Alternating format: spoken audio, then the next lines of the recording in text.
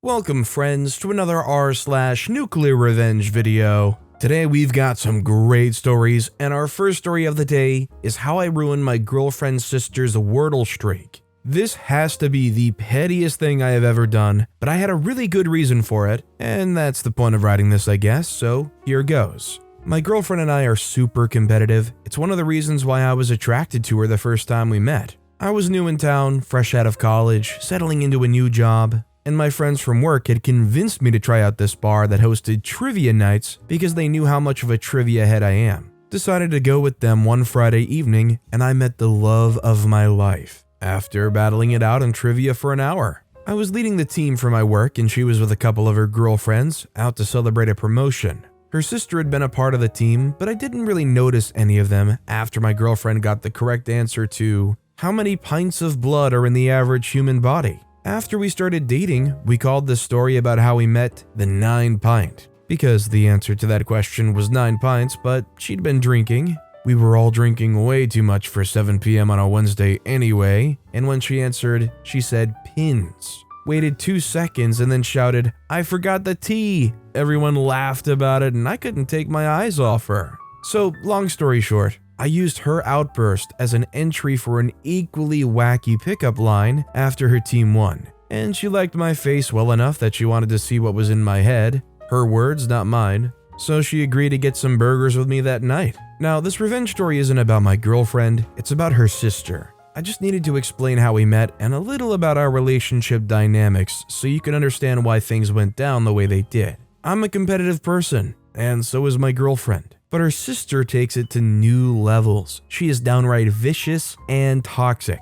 On the night we met, my girlfriend and her sister had an ongoing bet that whoever was able to land a date first would get to pick their social activities for the next couple of months. Knowing how much my girlfriend loves trivia, Kay had motivated their friend group to come to the bar that night, hoping that while my girlfriend was busy with the game, she could score a date for herself. But she hadn't factored in the fact that someone as interested in trivia as her sister would find her attractive. Long story short, she hates my guts, even though it's been 3 years. At family dinners in their parents' home, she actually refuses to pass anything to me, and after she accidentally kicked my shin one time, I try not to sit anywhere within proximity of her pointy shoes. My girlfriend thinks Kay doesn't really remember the reason why she started hating me, and she just hates me by default at this point, but I know that she does. I'm a constant reminder of a challenge she lost to her baby sister, and considering the fact that Kay hasn't had a relationship in the past 3 years, there's more than enough material for her to hate on me for, but my girlfriend still hangs out with her because their group of friends have stayed together since they were kids, and I'm not going to be the disruption to that part of her life. I honestly don't mind Kay's animosity, and I did my best to stay out of her way over the years, but in the rare events that we share space and have to interact, Kay will do anything and everything to prove that she's better than I and my girlfriend. My girlfriend, who was fiery to everyone but her big sister, was quick to tell her it was alright and we would just get something else to share. So instead of risking another situation like that, we just try to avoid Kay and anything that has to do with her as much as possible. Kay, however, is relentless and uses every opportunity she sees to create chaos. One time, my girlfriend and I went to Vegas for the weekend. We were celebrating her promotion at work, and although I suggested that we take our dog to my friend's place for the weekend, she had asked Kay to watch the dog while we were out.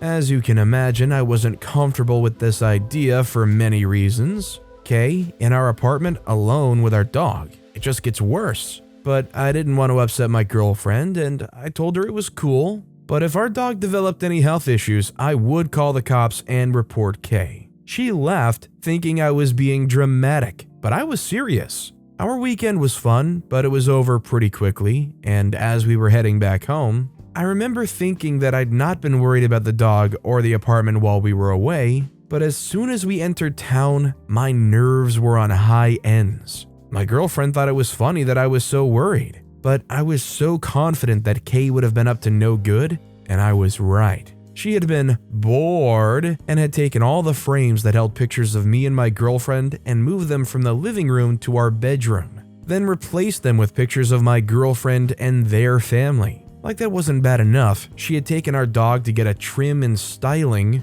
But according to her, the attendant at the pet shop was new and there was a bald patch on our dog's back. I was furious and I just left the apartment for a few minutes while she got her things and left. I spent the rest of that day reassuring my fiance that Kay could never change anything about the way I felt about her or our relationship. But I made her promise to keep some distance between me and Kay as much as she could. And she did just that. If the girls wanted to go out, she wouldn't agree for them to meet up at our place. And if their family had any plans that would only be her parents, she and I and Kay, we would make up an excuse for me to be absent. Her mom knew what was going on and tried to apologize for Kay's behavior, but it seemed to me like they were all excusing what was outrightly unacceptable behavior, and nobody was actually talking to the person at the center of it all, Kay. I know it's not up to me to correct anyone's behavior, especially someone that everyone knows we don't see eye to eye, so I just stuck with the status quo and there was no incident.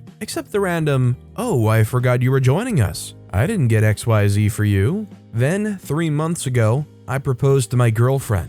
It was a month after our 3-year anniversary and it felt right, so I whisked her away for a trivia-themed treasure hunt around downtown, and at the end of the hunt, we were at the bar where we met, and her family was waiting to surprise her. It was emotional and beautiful, and it was perfect because Kay was absent. She had been at the hospital. She had an emergency appendix surgery, but I sincerely believe that it was the influence of someone up above, some higher power that was looking out for my fiance and I. The proposal went on without incident. Kay was recovering in their parents' home, and there was such a calm in that period that I should have been instantly suspicious about. But I was enjoying the feeling of not having to look behind my shoulder or holding my cup for hours, so Kay wouldn't drop a laxative in it. She once did that to her younger sister, so I wouldn't be surprised. A month after the proposal and Kay's surgery, my fiance and I had to help Kay move back to her apartment. Their parents were away, the girls in their friend group were all occupied,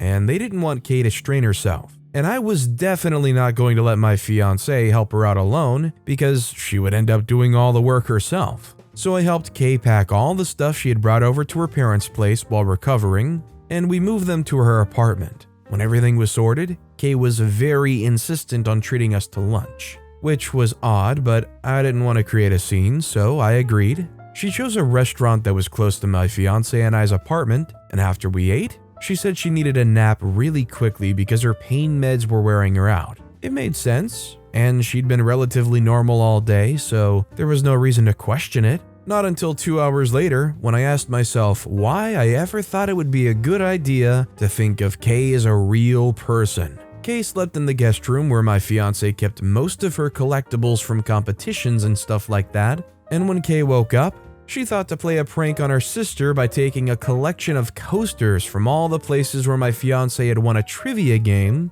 and dumping them in the trash in the bathroom. It wasn't until 2 hours after she left that we figured out what she did. My fiance was talking about making a memory book for our wedding, which is in 8 months, and she wanted to include a picture of the bar coaster from the night we met. We searched every corner of the guest room for it, and it was when she checked the bathroom for the second time that we found the coasters in the bin. Obviously, she was furious at her sister, but I knew it would fizzle out, and I knew I had had enough. Kay may be too old to learn a valuable life lesson, but she can never be too old to be hurt through something that would have value to her. So I took my time. I thought about everything I know about her, and then I remembered that she'd been keeping a streak on Wordle after she got into playing it at the hospital and then during her recovery.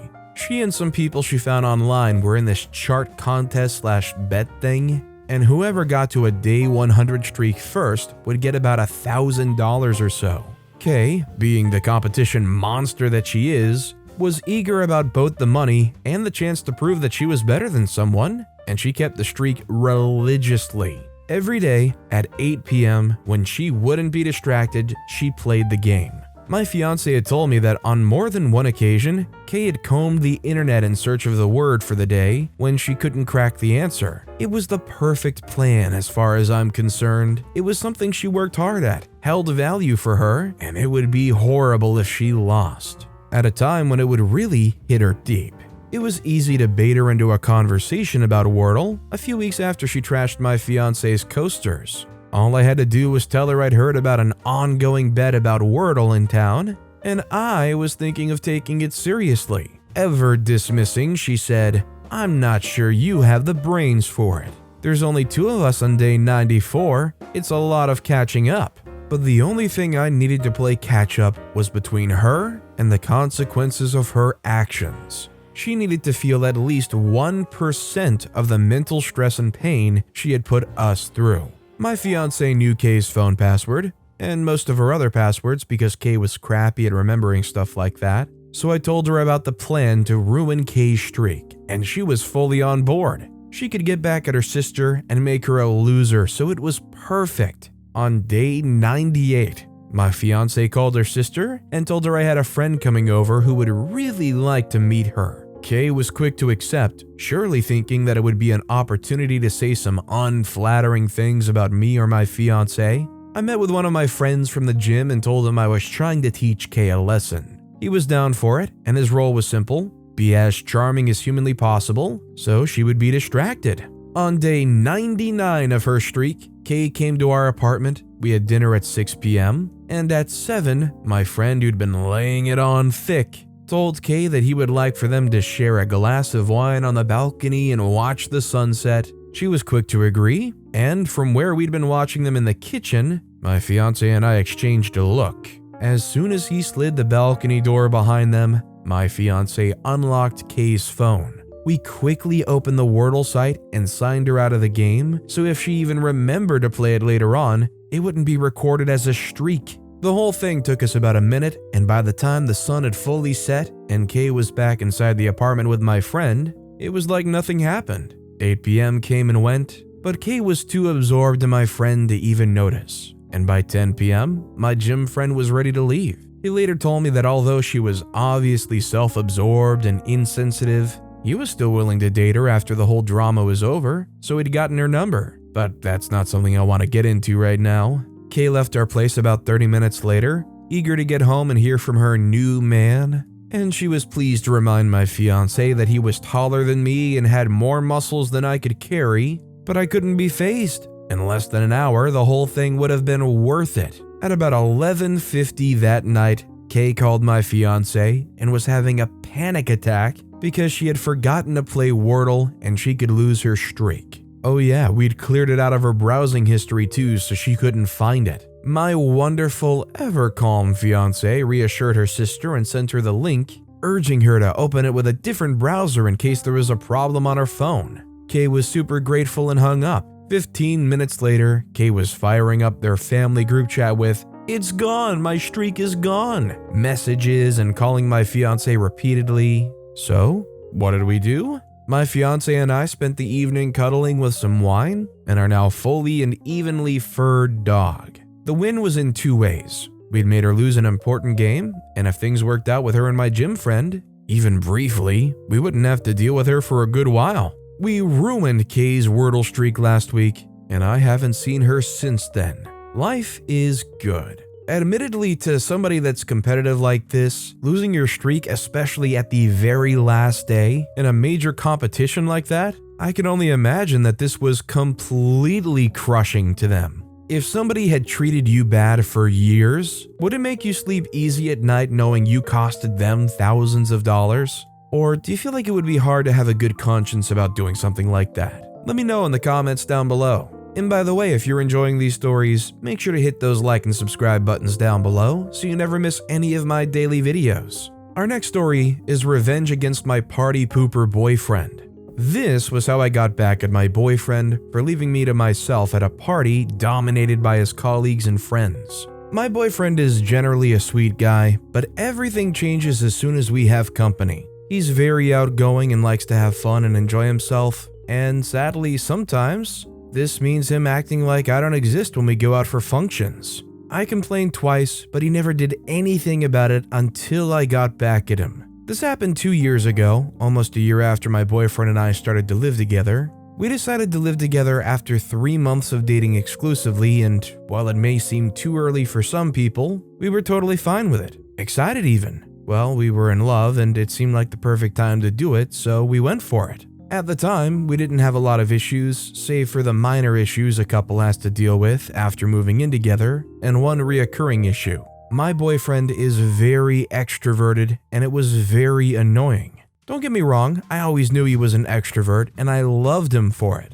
We complement each other, but sometimes when we were in public, he would get so soaked in conversing with other people that he'd forget about me. The first time this happened was when we hung out with a couple of his friends in their house. They were all busy playing games and having fun, and I sort of felt left out because I didn't know them that well, and the group was sharing inside jokes and laughing their butts off. My boyfriend barely even spoke to me the whole time we were there. He was busy entertaining the guests and trying to be a host. Never mind the fact that he wasn't even the host. I felt so awkward, it was like high school all over. I was quite the nerd in high school, so I was hardly invited for anything. It didn't help that my parents were strict and very religious, so I hardly had any friends either. I was mad at my boyfriend, and I spoke to him about it. He said it wasn't deliberate and that he was just having his fun. While he apologized for his behavior, I knew he didn't mean his apology or even understand what I was talking about or why I was offended, but I didn't push it. I assumed that since he had apologized, we could simply just move on from there.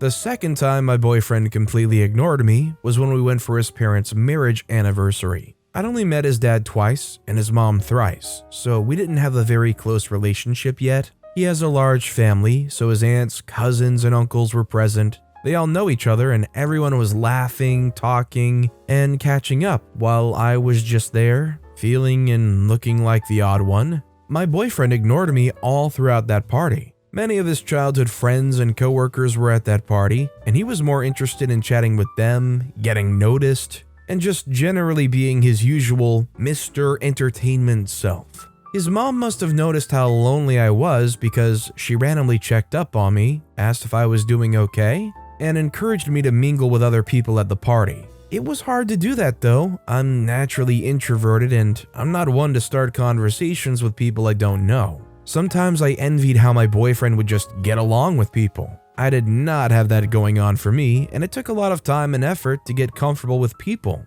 I didn't enjoy myself at the party, and I felt bad and even guilty about it. My not so good mood was obvious and many people present saw that. I was afraid they would simply think of me as a stuck-up person or just someone with a nasty attitude, which was really what many people thought of me in high school. I felt even sadder because my boyfriend knew how very shy I got in public, yet he left me to myself all through the party. He didn't even bother to get me drinks. On our way home, I confronted him and he apologized, but I wasn't having it. He had done it before anyway, and at this point, I wasn't going to just settle for another half-hearted apology. We argued in the car, and he blamed me for not finding a way to enjoy myself and meet new people at the party. He also dismissed my feelings and said I was making a big deal out of the whole thing. I was angry at how insensitive he was. Since I barely knew his people, it was only fair that he stayed at my side, introduced me to people, and carried me along in conversations. We were both mad at each other and didn't speak to each other until we decided to move on from that incident. And he promised that he was going to make sure I would never feel that way at an event again. Like the previous one, this apology sounded fake and was lacking in depth. It was obvious that my boyfriend didn't mean the apology, and he still didn't get why I thought his actions were insensitive. Later that year, my boyfriend's coworker and friend at the law firm he works in was promoted, and his wife organized a party. She invited his coworkers and friends. Of course, my life of the party boyfriend was invited, and I had to be there with him. When my boyfriend told me about it, I blatantly said I was not going to go. I knew how lonely I got when my boyfriend and I are out with people, and I wasn't ready to deal with that again, so I refused. My boyfriend, however, convinced me to go with him. I brought up his habit of ditching me, and he promised that it was never going to happen on this occasion.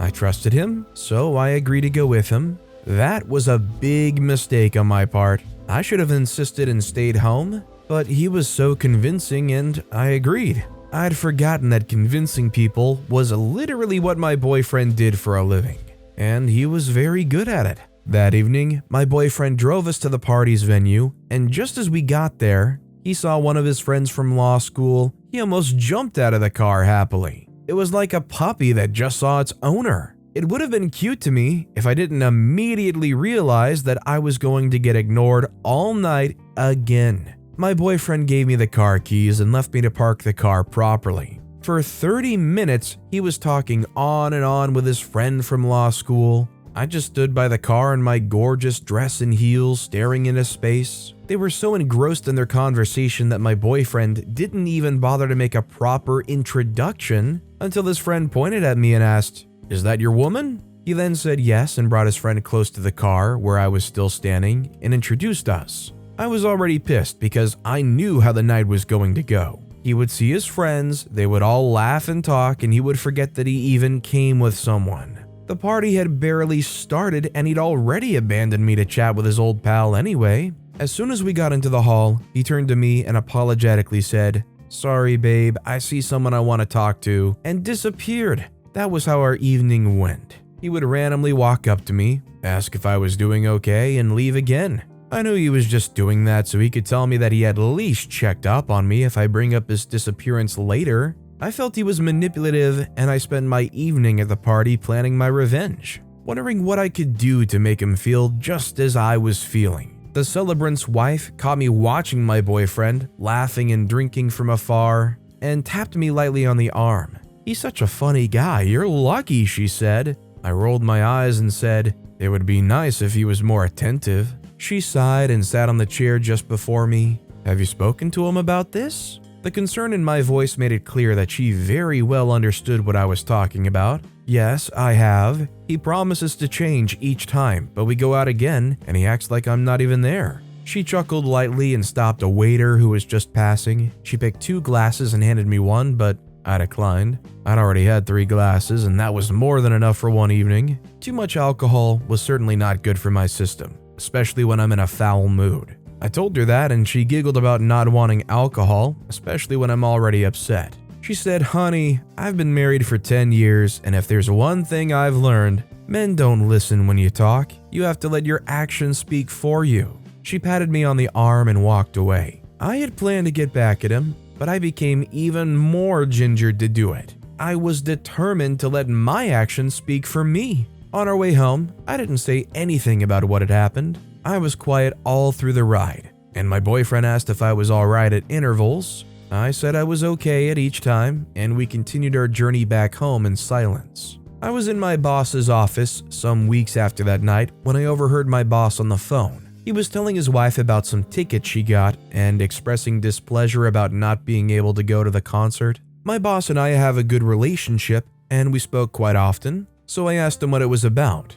My boss's wife had gotten tickets to a John Legend concert, but he'd also planned a weekend trip for them. She didn't tell them because she wanted to surprise him, and he didn't tell her for the same reason. "Do you want the tickets?" my boss asked me. I wouldn't want it to go to waste. I excitedly said yes. My boyfriend loves concerts, and he was a huge fan of John Legend. I was surprised that he didn't already know about the concert and have tickets already. When I got home, my boyfriend was upset. He'd asked his assistant to get him tickets to John Legend's concert, but his assistant wasn't able to. I heard him telling this to a friend in a voice message. I was going to announce that I had tickets to the concert, but I decided against it. It was my perfect chance to get back to my boyfriend, and I was going to take it. That Saturday, I told my boyfriend I had plans with a coworker, and he just nodded. My boyfriend is not used to me having a social life, and he was probably even happy I was going out without him. I knew he'd be more curious if he knew who I was going with, because I was sure he just assumed it was a lady at work.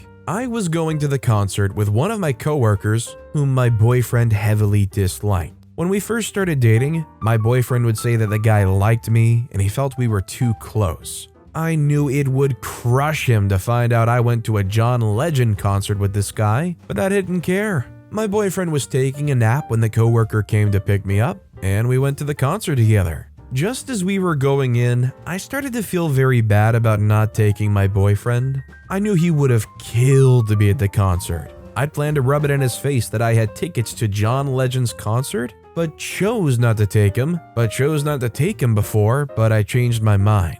I decided that I was going to simply not mention the concert. Well, it was too late. One of his friends saw me and he came over with his wife to say hello. I knew his friend was going to tell him, so I had to tell him too. My coworker and I had so much fun that evening, and it was nice to see what he was like outside the work environment.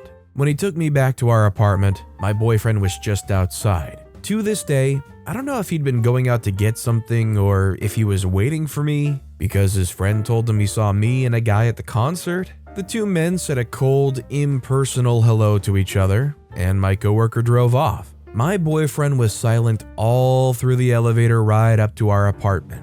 Immediately we got in, he exclaimed, "You went to a John Legend concert." I shrugged like it didn't matter and walked to the room. My boyfriend followed. "So it was like a date? You two went out together?" I frowned. I said, "Nope, listen, it's not a big deal. My boss gave me 2 tickets to the concert, and I took them." This riled up my boyfriend even more, and I wasn't surprised. I knew it would anger him. He sat on the bed and spread his palms all over his face. "I don't know why you're making a big deal of it," I said, casually removing my earrings and placing them on the vanity table. "That was unfair. You had tickets to John Legend's concert and you didn't take me. You took him instead." My boyfriend's face wrinkled in disgust when he said him. I knew it would greatly offend him if he found out that I took that coworker, but I didn't expect this level of anger and irritation. I apologized, just like he apologized to me in the past. A short, impersonal apology. My boyfriend was not having it though.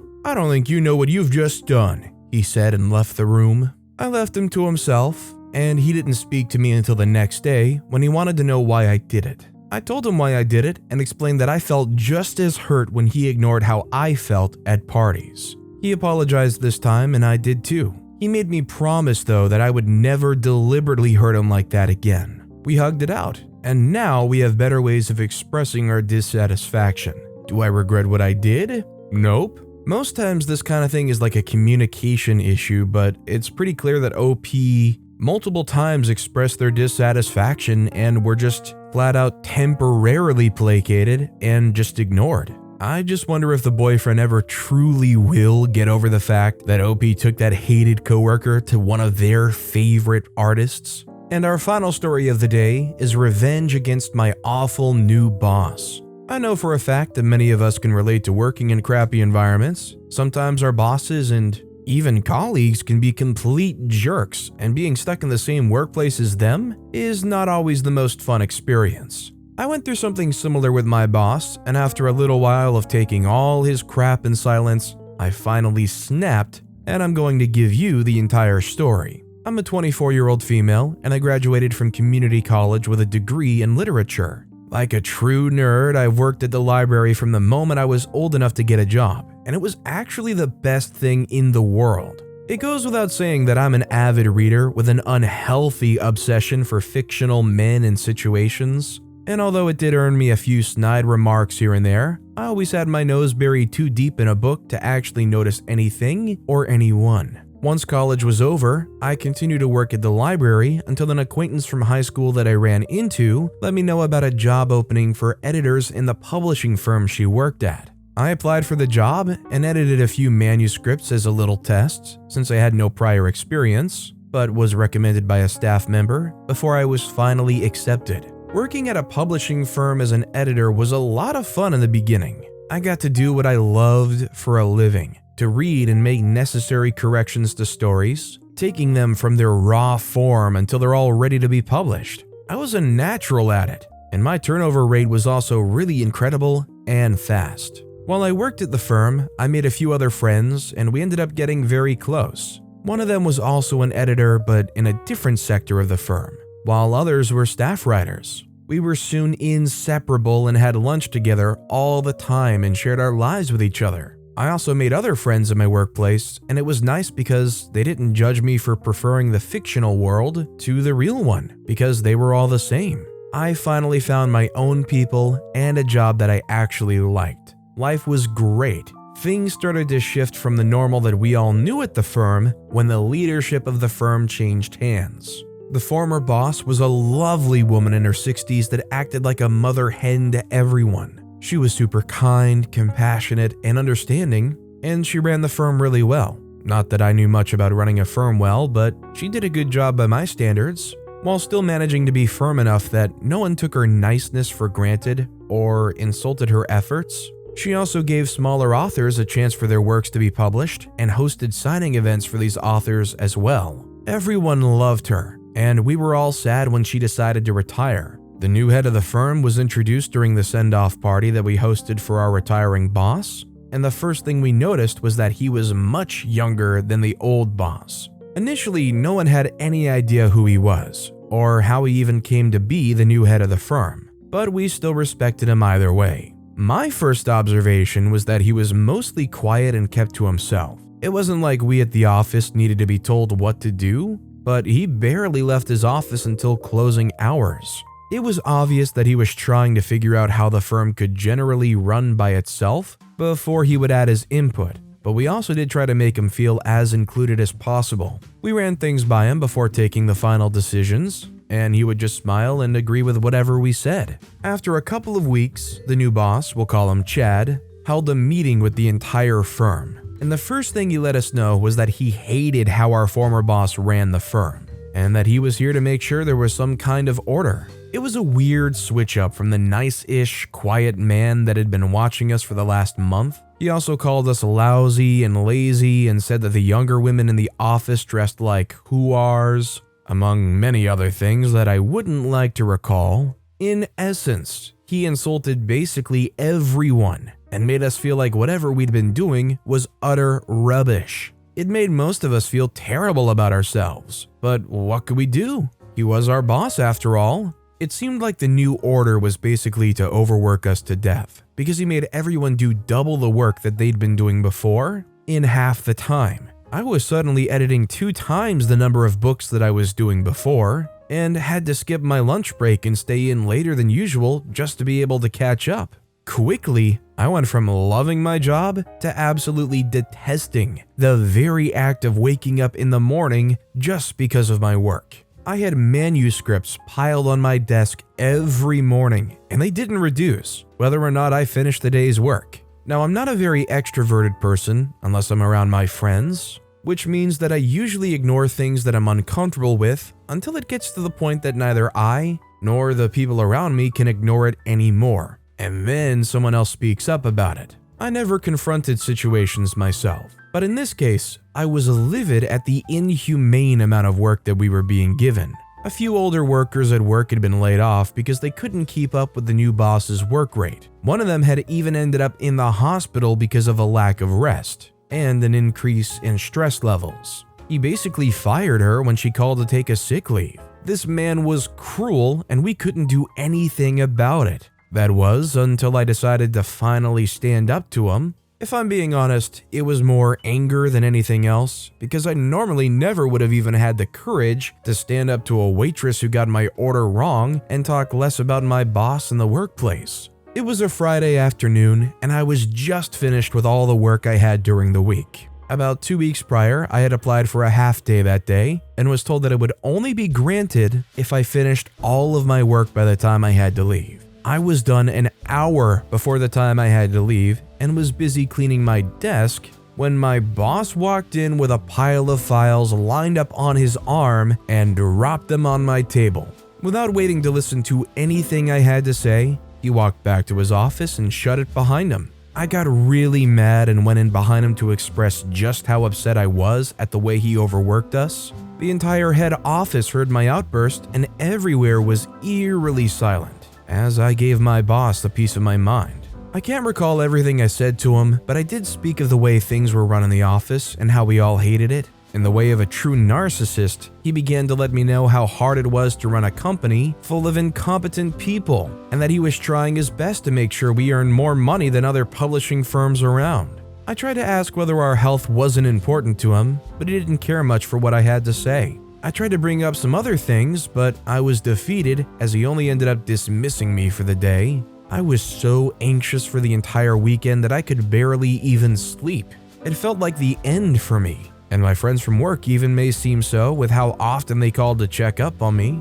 At work on Monday, Chad called me to his office and let me know that my job as an editor was now part-time, and I would be his new personal assistant. I hated the idea of it and tried to talk my way out, but he let me know that it was either I accepted the job or I would be fired. Having just moved out of my parents' home into my own place, I knew that I couldn't afford to lose my job. Working as Chad's personal assistant was basically me being his little errand girl and part-time maid. My work area was moved closer to his, and when I wasn't editing mountains of manuscripts, I was getting his coffee, buying him lunch, or helping to pick up his son from elementary school. This was when I found out that he was indeed married and his wife also worked. Somehow, my job changed to being his child's babysitter. There was nothing said about it. I just somehow fell into the role and had to keep his kid busy during the weekends. Just like his father, Mini Chad was a spoiled brat that felt the happiest when he was making me a slave for him. He was just such a nasty little kid, and I disliked being around him. It was worse because his parents believed everything he said over what anyone else did. So if I ever tried to let them know that they were raising a monster, I would get laid off from my job immediately. Being a personal assistant to Chad meant that I didn't have a personal life anymore because I had to be at his beck and call every other day. Hanging out with friends was a luxury that I could barely afford, and dating was definitely out of the question. Somehow, through all of the stress that I went through, I barely even thought about quitting. Now that I think back to it, maybe that was the reason that Chad thought he could be a jerk to us and get away with it. The people who worked at the firm had been there a while, and having to find new jobs was a hassle for them. Things changed for me when I asked Chad for a raise because I was still doing my regular editing job while turning into his and his son's permanent babysitter. He decided that I wasn't doing enough work to be deserving of my salary, and he cut me 20% off. I was mad enough to quit, and I'd started to apply for jobs in my spare time, but I also decided that maybe it was time to give Chad a taste of his own medicine. As his personal assistant, I had access to his schedule, and I also made a few of his appointments. I wanted to let him have an inkling of what it was like to be me, so I started to set his appointments too close together. He barely had any time to rest as he attended meeting after meeting. He had something going on nearly every hour of the day for about a week, and he could barely even last 2 days. It was hilarious watching my boss barely have time to get himself ready and dressed, and the once very well put together man looked a mess when he stepped into work. One time he even wore a mismatched suit because of how much he needed to do. He lived just 1 week in my shoes, and he was such a mess that he had to take a month off work for a vacation with his family. Of course, I still worked during that time, but I was in charge of booking the hotels and organizing the events that they would attend. Coincidentally, there was a Billie Eilish concert in town and his son really wanted to go. I was asked to purchase 3 tickets for his entire family, and I did so. Apparently, he wanted tickets with backstage passes, and I should have known that without him having to have said it. He insulted me so much that I decided to keep the tickets for myself. They were virtual tickets, and I forgot to send them to his email. While he was turned back at the entrance of the concert, I was inside with 3 of my friends from work, listening to the talented Billie Eilish entertain us. Of course, he tried to reach me, but my phone was turned off because I deserved the weekend off. I turned my resignation letter in not too long after that and went back to working at the library until I got a better job. Because honestly, anything was better than working for an ungrateful man who didn't appreciate the work that people did for him. I still work at the library, but I have an interview at a different publishing firm next week, so wish me luck with that. Honestly, if anything, I think OP put up with this a little too much. I just can't imagine doing like a dream job at a publishing firm and ending up being okay being like an on-call babysitter by the end of it. All I know is OP must have really been strapped for cash at that point to allow that to happen. But I wish OP the best and I hope they get the new job at the new publishing firm. That said, that's all the time we have for today. Now, if you want to hear another revenge story that was way crazier than any of the ones in this video, click on that left video. Or, if you missed my latest video, check out the one on the right. That said, I'll see you all next time with some more stories.